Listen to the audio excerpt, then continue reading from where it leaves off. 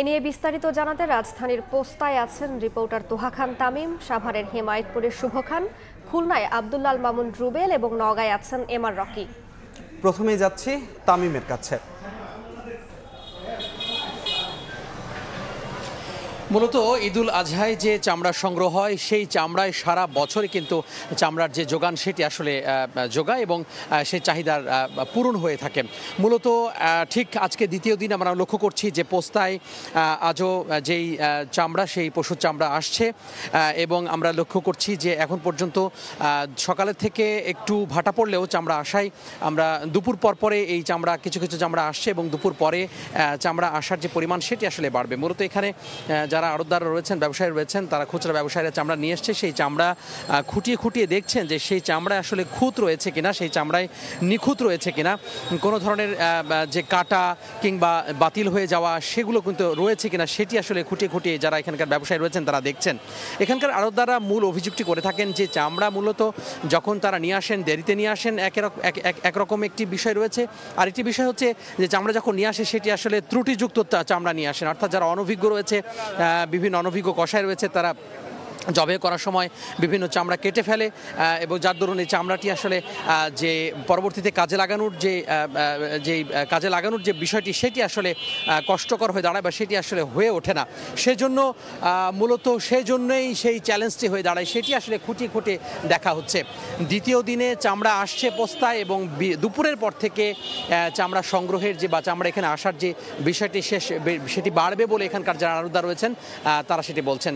যদিও সব মিলিয়ে চামড়ার লক্ষ্যমাত্রা যেটি নির্ধারণ করা হয়েছিল সেটি পূরণ হবে না এবার বলে জানাচ্ছেন এখানকার যারা সংগঠক, তারা বলছেন। তো এই ছিল পোস্তায় আমার হাতে সবশেষ খবর। আমরা চলে যাব সাভারের হেমায়েতপুরে, সেখানে আছেন আমাদের সহকর্মী শুভ খান।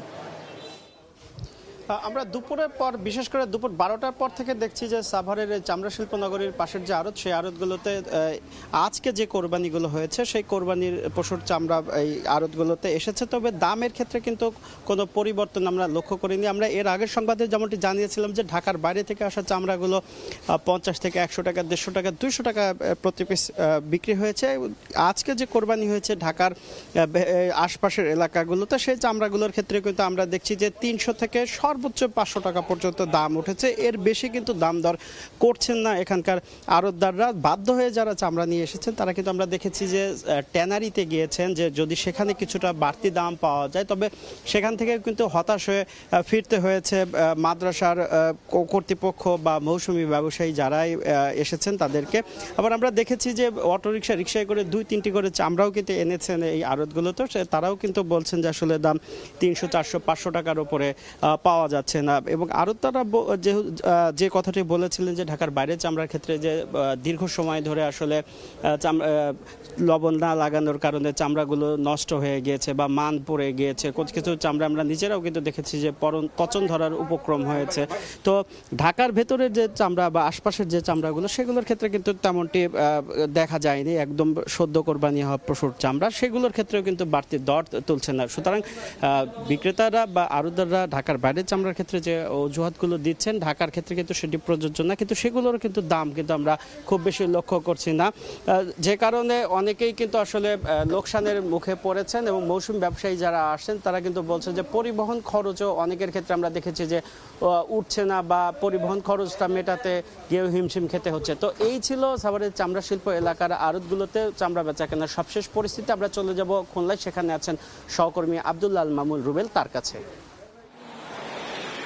খুলনায়ও কিন্তু চামড়া ব্যবসায়ী যারা রয়েছেন তারা কিন্তু আসলে দাম দিয়ে হতাশা প্রকাশ করেছেন এবং তারা যে তাদের লক্ষ্যমাত্রা চামড়া সংগ্রহের সেটিও পূরণ হবে না বলে জানাচ্ছেন। আমরা দেখেছি ঈদের প্রথম দিনের পর আজ দ্বিতীয় দিনেও কিন্তু বিভিন্ন স্থান থেকে চামড়া সংগ্রহ করছেন যারা মৌসুমি ব্যবসায়ী রয়েছেন তারা, এবং খুলনার শেরেবাংলা রোড এলাকায় চামড়া সংগ্রহ করেন তারা, এবং তারপরে কিন্তু খুলনার 0 পয়েন্ট এলাকায় এখানে আসলে চামড়া সংরক্ষণ করা হচ্ছে। আমরা এখানে দেখছি একেবারে সারি চামড়া রাখা হয়েছে এবং এখানে লবণ দিয়ে সংরক্ষণ করা হয়েছে এবং এখানে বেশ কয়েকজন আমরা দেখছি তারা আসলে লবণ দিয়ে এই চামড়া সংরক্ষণের যে কাজ সেটি আসলে করছেন। এবং যেটি বলছি যে এখানকার যারা ব্যবসায়ী তারা আসলে বলছেন যে সরকার নির্ধারিত যে মূল্য সেই মূল্যে আসলে তারা চামড়া ক্রয় করতে পারছেন না। কারণ হিসেবে তারা বলছেন যে দামে তারা আসলে ক্রয় করার কথা তার থেকে কম দামে কিনেও আসলে তারা বিক্রি করতে পারবেন কিনা সেটি নিয়ে তারা আসলে সন্দেহ প্রকাশ করছেন। এবং এই যে জায়গাটি খুলনার 0 পয়েন্ট এলাকায় এখানে একের পর এক চামড়া যে রাখা হয়েছে, এখানে তারা বলছেন যে এখানে লবণের দাম বেশি পড়ছে এবং এখানকার শ্রমিকদেরও কিন্তু আসলে বাড়তি মূল্য দিয়ে আসলে এখানে রাখা হচ্ছে।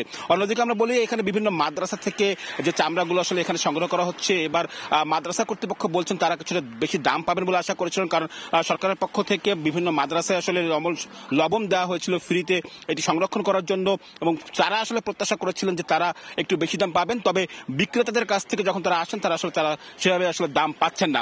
একটু বলে রাখি যে জায়গাটিতে এখানে চামড়া সংরক্ষণ করেছে, ব্যবসায়ীরা বলছেন এখান থেকে তারা আসলে চামড়া আরো বেশ কয়েকদিন সংরক্ষণ করে রাখবেন এবং এই চামড়া আর একটু বিক্রি উপযোগী হলে এটি আসলে ঢাকায় যারা বড় ট্যানারি ব্যবসায়ী রয়েছেন তাদের কাছে আসলে পাঠানো হবে। এবং তারা বলছেন যে এই নির্ধারিত একটি জায়গা না থাকে তারা আসলে ব্যবসা করতে সমস্যা হচ্ছেন। খুলনাতে আসলে কোনো নির্ধারিত জায়গা নেই যেখানে আসলে তারা চামড়া রেখে ব্যবসা করতে পারেন। তারা যদিও ব্যবসায়ীরা বলছেন যে চামড়া নিয়ে তাদের যেই হতাশা, তারা আসলে সেই হতাশার জায়গা থেকে বলছেন এবারও আসলে তারা আসলে আর্থিকভাবে আসলে লোকসানের সম্মুখীন হবেন। যদিও তারা বলছেন যে গত বছর যে পরিমাণ আসলে কোরবানিতে চামড়া সংগ্রহ হয়েছিল এই বছর তার থেকে তুলনামূলক কম সংগ্রহ হয়েছে এবং তারা প্রত্যাশা করছেন সরকারের জায়গা থেকে তাদেরকে উদ্যোগ নেওয়া হলে তারা হয়তো কিছুটা লোকসান পুষিয়ে নিতে পারেন। তো আমার কাছে এই ছিল খুলনা থেকে চামড়া সংগ্রহের সবশেষ খবর। আমরা একটু নওগাঁ যাব, সেখানকার চামড়া বাজারের খবর জানাবেন সহকর্মী এমআর রকি। ধন্যবাদ রুবেল। আসলে একই চিত্র এই বরেন্দ্র অঞ্চলের যারা চামড়া বিক্রি করতে এসেছেন প্রত্যেকের চোখে মুখে কিন্তু এক ধরনের হতাশার ছাপ, এবং আমরা দেখেছি বিগত বছরের ন্যায় এবারও একই চিত্র। প্রতি বর্গফুট সরকারের যে দর বেঁধে দেওয়া হয়েছিল চামড়ার 50 থেকে 55 টাকা, এই আড়তগুলোতে বা যারা চামড়া বিক্রি করতে নিয়ে এসেছেন সেখানে কিন্তু অনেকটাই অর্ধেক বা 30 থেকে 35 টাকার উপরে কিন্তু চামড়া বেচা কিনা করতে আমরা দেখিনি প্রতি বর্গফুট।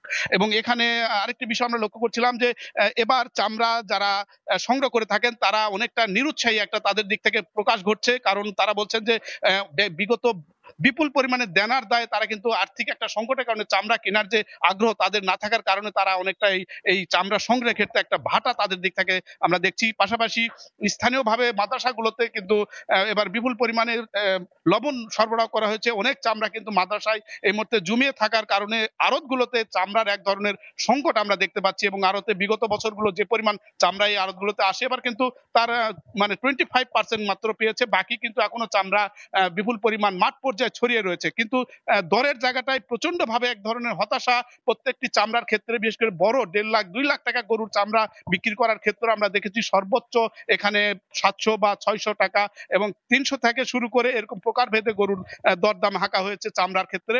এবং এই দরের জায়গাটা কিন্তু প্রতি বছরের একই চিত্র, এবং এই অদৃশ্য ছাপের যারা চামড়ার বাজার নিয়ন্ত্রণ করছে আসলে ভুক্তভোগীদের দিক থেকে বরাবরই অভিযোগ করা হচ্ছে যে এই ছায়া বা যারা এই চামড়া বাজার নিয়ন্ত্রণ করছে এই প্রকৃত উপকারভোগীরা বঞ্চিত হওয়ার কারণে তারা কিন্তু এই বিপুল পরিমাণে আর্থিক একটা হতাশা এবং আর্থিক লোকসানের কথা বলছেন। এবং এই জেলায় যে পরিমাণ চামড়া এবার সংগ্রহের একটা লক্ষ্যমাত্রা দেওয়া হয়েছে, এখন পর্যন্ত এখানকার ব্যবসায়ীদের দিক থেকেও কিন্তু দারুণ একটি তাদের হতাশার ছাপ আমরা দেখছি। তারা বলছেন যে এখন যে পরিমাণ চামড়া রয়েছে এই চামড়াগুলো কিন্তু খুবই কম পরিমাণে চামড়া আড়তগুলোতে আসছে, এবং জেলায় প্রায় 3,80,000 পশু এবার কুরবানির একটা লক্ষ্যমাত্রা ধরা হয়েছিল।